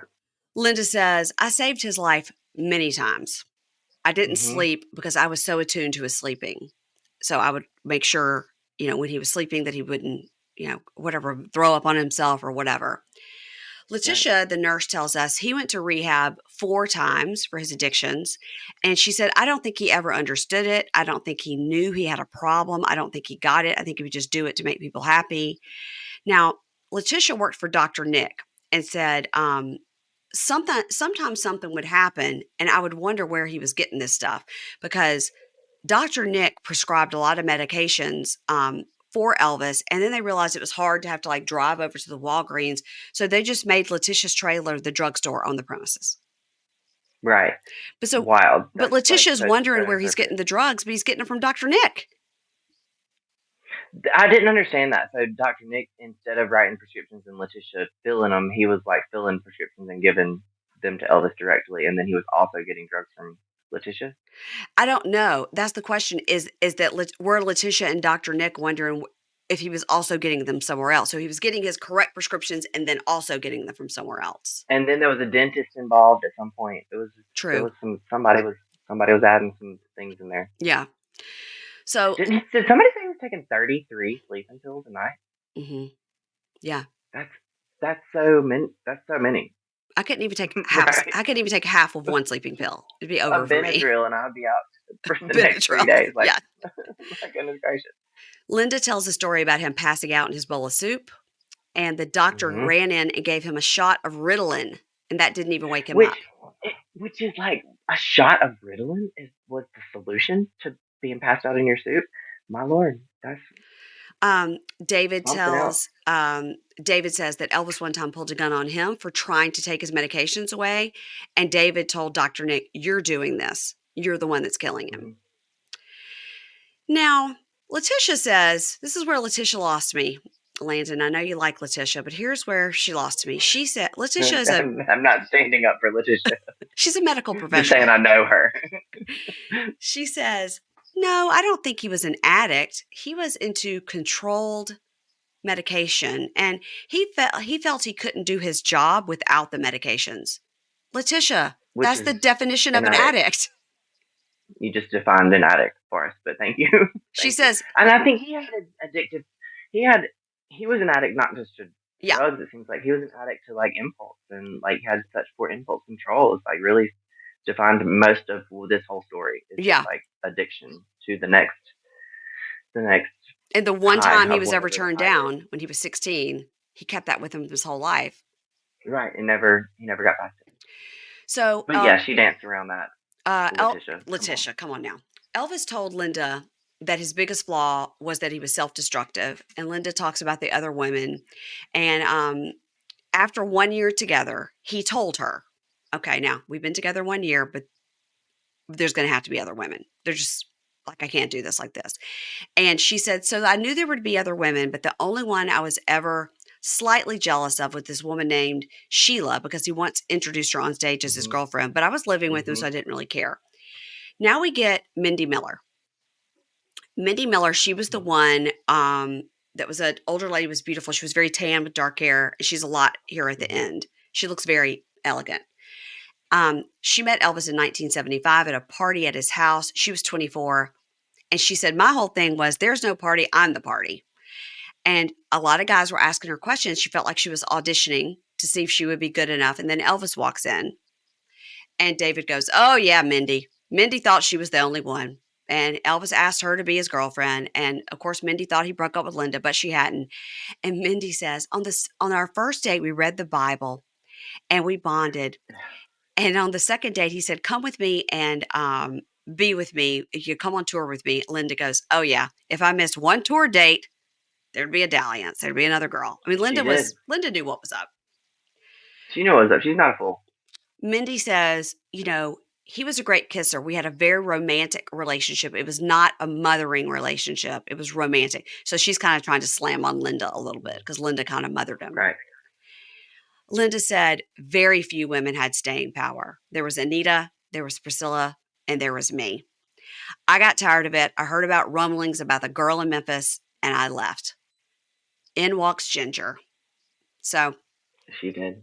Ginger was engaged to Elvis in 1977. She was from Memphis, and did you notice? Pretty quickly too. I feel like she like moved in pretty quickly. Well, fine. Well, I mean, what else was he doing? So, did you notice her TCB necklace Yes, with I this did. the lightning bolt? I did. You know who else had that necklace? No. My dad Did you? Did you really? with the diamonds. TCB. Nice. You guys, if you don't know, that means taking care of business in a flash. Taking care of business. Yeah, I'm looking up that necklace. yeah. That's so fun. My dad had it I think from I've seen that necklace. a diamond necklace from a jewelry store. My dad had that. That's so cute. We love it. Yep. Hmm. Yes, yes. I've seen that so many times. Yeah. And in the words of my mom, you could take the boy out of Charleston, but you can't take the Charleston out of the boy. You can't. It's Charleston, You can't. Mississippi, y'all. Not Charleston, South Carolina. So Ginger, she says when she first met him, she was 20. George Klein which was the radio guy, part of the Memphis Mafia, called the Mhm. house to see if Elvis could meet the new Miss Tennessee, which was her sister, Terry. Letitia says George Clown was also like a pimp, just bringing girls over all the time. Yeah. So Ginger, okay, Ginger was 20, Elvis was 41. She said he was clinically depressed. He felt fat and washed up. And Letitia says he just wanted a woman to be a wife and his other half, but he could never find one. Well, I mean, he found several, but he screwed around on them so they didn't want to stay, you know? Right. So Elvis asked Ginger to come on tour with him. So he sent a plane for her, and then she met up with him in San Francisco. And Linda says that in San Francisco, Elvis said to her, I know you're tired, so I sent the plane to come and get you. And she says, are you telling me you didn't fly another girl in on that plane? And now it just happens to be here. And he's like, no, no, no, of course not. I don't love anybody She else. knew. I only love you. And she says that was the last time she saw him alive because after that, she left. Yeah, she knew. She knew what was going on. So Ginger says in 1977, they were doing a CBS special and he introduced Ginger from the stage. They were a week into the relationship and they got engaged. Yeah, Um, wild, impulsive. Wild. You're right. So impulsive. So David says Ginger did her best, but she wasn't equipped. Like, who would have been to deal with this, you know? And Ginger says he was so great 98% of the time, but there was a darkness. Now, remember, she's 20. And here's a guy who's, Yeah. Oh, I didn't realize that. she's 20. He's 41. So I think that's what it said. Yeah. So she says one night while she was sleeping, he shot the headboard above her head where she was sleeping. Right. What is that about? Like, what? Why would anybody do that? What was the? He was mad because she did not let him have any more yogurt because he loved yogurt. He was trying to overeat and she wouldn't let him. So he shot above the headboard. That's really something. The author says to Elvis, Ginger represented his youth and his younger days, and that's why he wanted her. Letitia says we would have never. Letitia says they would have never gotten married. Never. He was very busy. His health was terrible. He just gave her that ring, to keep her around. Ginger says she never even moved into Graceland, but he never wanted her to leave. But she said I didn't understand it. The house was full of people all the time. He was never alone, but then he never wanted me to Right. leave. Letitia said he was just so lonely. He always had to have people around. So Mhm. then we see Elvis was the first artist ever to play 7 days a week and more than one show a day in Vegas. And nobody should be able to do that. That's too much performing. No, that's what killed him. That's what killed him. He I was in mean, this he bad killed him, but relationship with the Colonel. that's what did it. Mindy says the Colonel was taking 50% and was completely killing him, making him tour like this. He was beyond Mhm. exhausted. And David says 100% the Colonel is the reason he died so young. Between the Colonel Yeah. and all the medications, it's a wonder he even lived to Mhm. 42. I know that is a mess.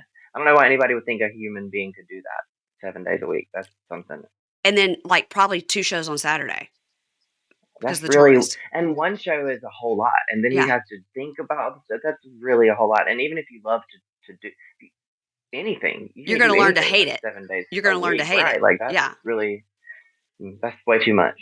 So Toxic. Mindy talks about his entourage, the Memphis Mafia, right? They cared about him and they loved him. And Linda goes, "Yep, those guys really loved him." Hmm. Um, but David tells us that Elvis got real tired of hearing Red and Sonny were brothers, Red and Sonny Hmm. West, telling Elvis he had a drug problem. He didn't like to He hear that, so he fired them. mm, He wouldn't do it he got himself. rid of him. He didn't like it, so he had Vernon do it. And we see one of the Yeah. guys Mm. talking on an interview saying, "We were fired after 16 years with 3 weeks notice and 1 week no 3 days notice and 1 week's pay, and he flew out of town to avoid us, and we'd known him for 16 years." And they wrote a book called Elvis, What Happened, and they were hoping to get Elvis to address his issues. And David said that book exposed him, the drugs and the young girls and some other Hmm. things. Now, do I feel like I need to read that book now? I I'm, don't know. Probably. I feel like we've read the book with this documentary, I'm but writing I'm writing it but down. but Elvis, what but they happened? did, What happened?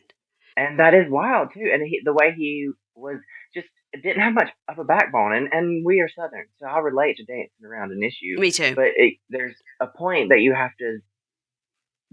I mean, there's a point of being spineless and there's a point of being nice. Like those are two different things. I know, and And he I don't like really was like confrontation either, but yeah, really spineless, but when it comes to real things, like we get it done. a So I don't job, know. like if it's your Really, job, it's a business. You have to, if somebody has to be let go, they right. have to be let go.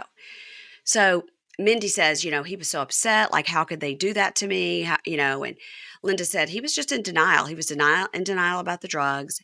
And David said he felt because of the Elvis felt because of the book that his life was over and this book was going to ruin his career. And he just wanted to get in the car and go after them. Of course, he wanted to shoot them. And David says he was trying to get me to go with him. And you know what? If he did it, knowing him, nothing stuck. He would have probably gotten away with it. You know? I know. I think he might have. David says, I last saw Elvis alive on August 14th. He was reading the Bible and he hugged him and he told David, I love you. But the next time you see me is going to be in a higher place in a different plane. And he was like, don't talk like that. So people say Well, it was and I feel like planned. he said something like, and I wondered what he meant, but like that was pretty clear Yeah. what he meant But to also me. he I was felt always like on I was drugs and saying crazy shit. So who knows? right. I know, saying the craziest stuff about me. Right. And Mindy says the day he passed away, there were supposed to be guys there looking after him, but they weren't there. So Mindy is like saying that like it's Ginger's fault, right? I know Mindy and Linda kind of implied that both of them were like, I don't know who was there, but when I was there, I was I watching was him. always watching him. And Um, David said that. the day before he passed away, which was August 15th, Ginger took him to the dentist. And Letitia says the dentist gave him some codeine. And then Hmm. probably Dr. Nick didn't know about that, even though Dr. Nick was the problem. So Ginger says they went to bed, and it seems like it's like 6 in the morning or something, because later she refers to like 2 in the afternoon, and their times are completely flip flopped when they slept. They are. And Ginger says all the time, he wouldn't be able to sleep, so he'd get up. So he had gone into the bathroom to read, which he did all the time. I was like, why not go into the living room? Why the bathroom? Yeah. She had seen him do this a million times. And Mindy says, when I was with him, if he got up, I got up. I Um, know they were like they were throwing some words, her and Linda. Linda said, I watched him like a newborn baby. If he got up, I got up. Mhm. And Mindy says, I was told always to watch him. And Linda says, yes, I was always told to watch him and don't let him be alone. And Ginger says, why would I watch him? He was a grown Right. man. Again, she was 20 and She he was was, 20. yeah. And she goes, why would I watch him? I was never told to do that. He was a young guy. He got up to go to the bathroom. Why would I Hmm. watch him? That's what Ginger says. But Right. I can see. I mean, if you're 20 years old, and I was an idiot at 20 years yeah, old. I had no idea of like the big picture of stuff. I couldn't even I watch took things myself. at very Yeah. right at face value. I certainly was not thinking about something like that. So I'm not saying she's excused, but I see how that I would have thought. I Yeah. would be like, I'm not go to the bathroom. But Hear this. David says when a girl was there with Elvis, the guys wouldn't go upstairs with them. I mean, David says Right. all the time he would take women to these different parts, and the guys would not follow because he was having alone time with these women. But when a Right. girl wasn't there, someone did sit in a chair and watch him. And watched him sleep. Like watched him sleep. That's Um, going really far if you're having to have people watch you sleep. so Ginger says she got up around 2 o'clock to use the bathroom and realized he wasn't in bed and walked into the bathroom and saw that he was on the bathroom floor. And David says he walked in when he got there. Elvis was in the floor in a fetal position with Vernon crying at his feet. Hmm. The paramedics arrived, and David said, it's a drug overdose. And he said it wasn't any time to explain to them, like, it could have been this. There's no pussyfooting around it. Like, Right. it's a drug overdose, obviously. Um, and then this is the first time Lisa Marie, his daughter, is ever mentioned. And she was there and she was crying, I saying, what's know. wrong It's with my so dad? sad. Oh, that's so sad. That's so sad. And they had never even mentioned her, Mm. ever, never mentioned the I baby. know the whole time never mentioned her at all. That is really sad though. I guess because That part it is wasn't a story really about sad. that. Yeah, So you're right.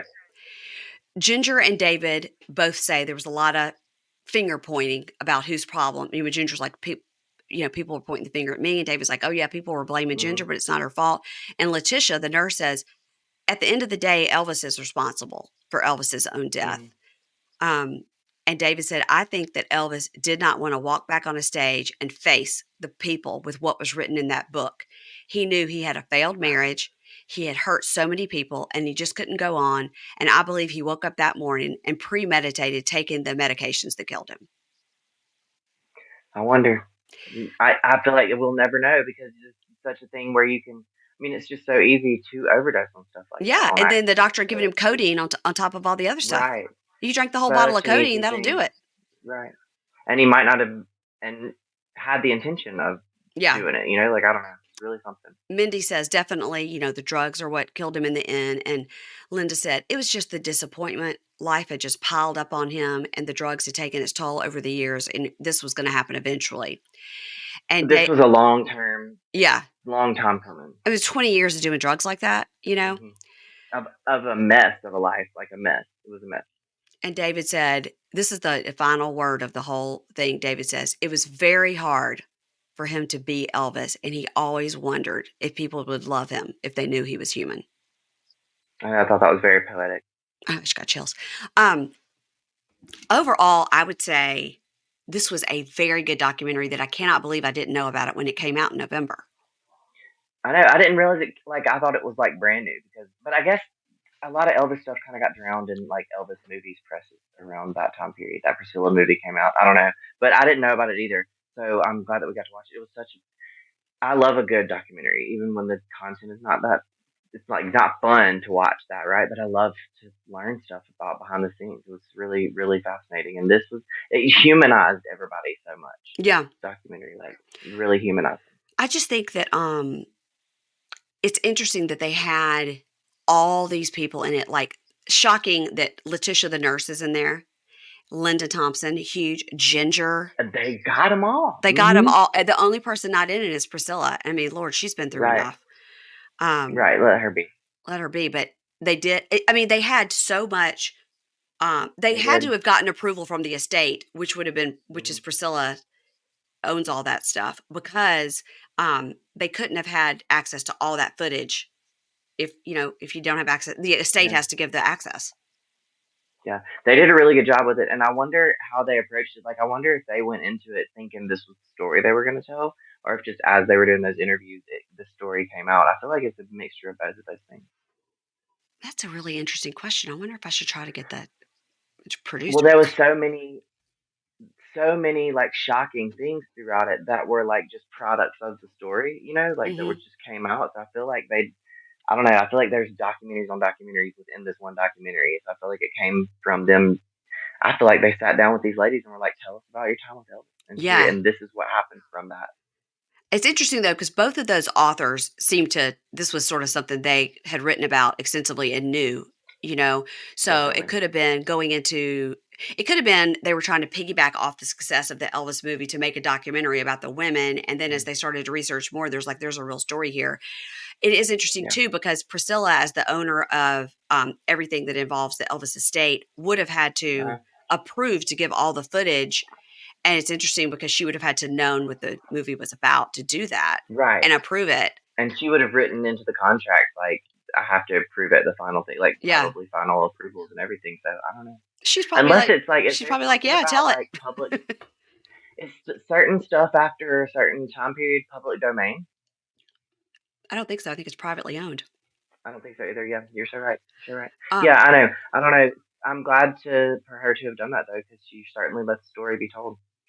it's interesting. It's really, really, really n- in a little bit of a way, it sort of gives you the ick feeling like the Michael Jackson thing. It makes you think like, God, can I not listen to Elvis now? Just like I can't listen to Michael Jackson now? Come on. It's very icky. But I think that also speaks to that we can't idolize people because people are people.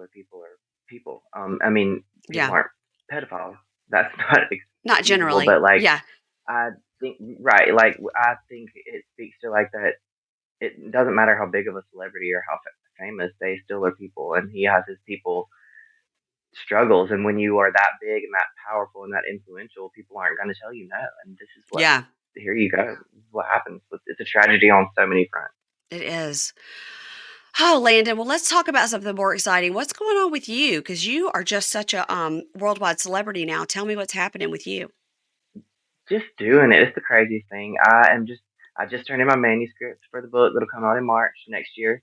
And that was good to get that done What's the because book? What's the I book have the about? Do we have a ADHD. title? It's a field guide to the South. Bless your heart, a field guide to the South. So Okay. it's gonna be just like a kind of chicken soup for the soul. Remember those Yeah. like little quips, Yeah. kind of Yeah. little quips about the topics. It's just like an extension of my videos and a little more of a deep dive.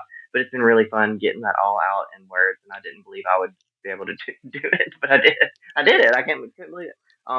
So that has been really really exciting, and there's just so much on the calendar and on the schedule.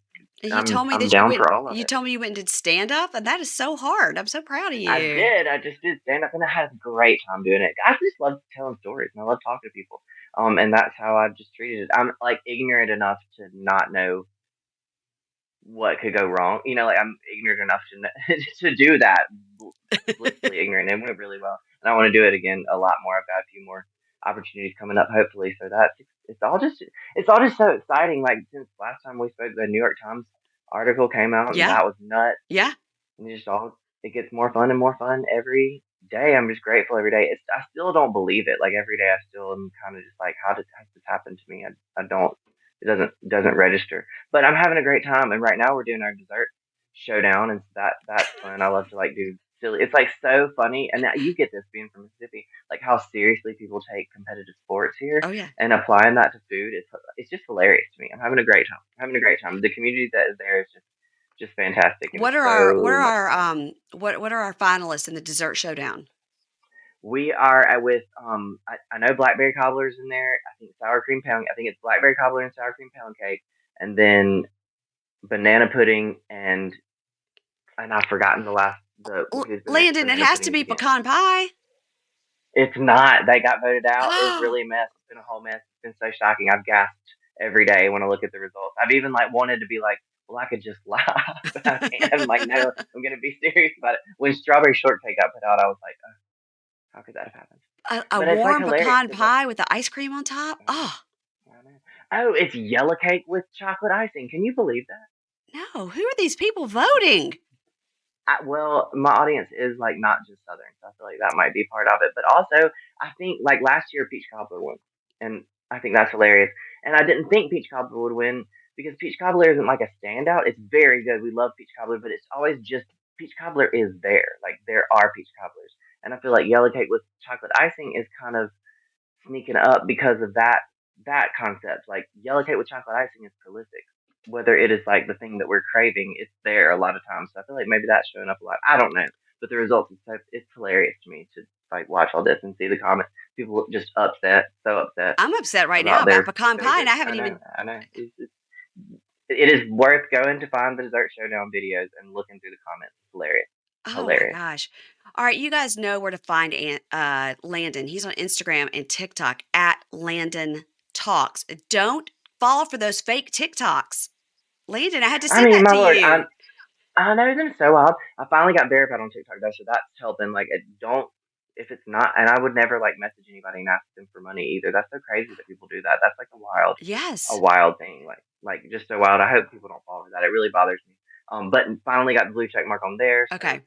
if it doesn't have a blue check mark, it's not me, y'all. Like, don't Okay. fall for that Just for anybody either. Don't send people money through messages no. for any Somebody. reason. No, As if a somebody general asks you rule. for money, that's not legit. No. Don't do that. All right, everybody follow Landon. And if you want to follow me, please follow me on Instagram at Pink Shade Pod. I am also on TikTok at Pink Shade Podcast. And I pretty much the same stuff as in both places. The Instagram is where I'm really needing a little boost. So help a sister out. Follow me on Instagram. We're gonna help out with that. Yeah. And this week will be 90 Day Happily Ever After with Kimberly. And on Thursday will be a rundown of my trip to LA with Ingrid. That will be on Thursday. There'll be lots of Bravo news in that because we are going to Jax's Sports Bar and Schwartz and Sandy's. So Fine. wish me luck. I've got all sorts of fun stuff planned there. So Thursday, that's what will be there. And Landon, I will talk to you soon. Don't hang up. Great.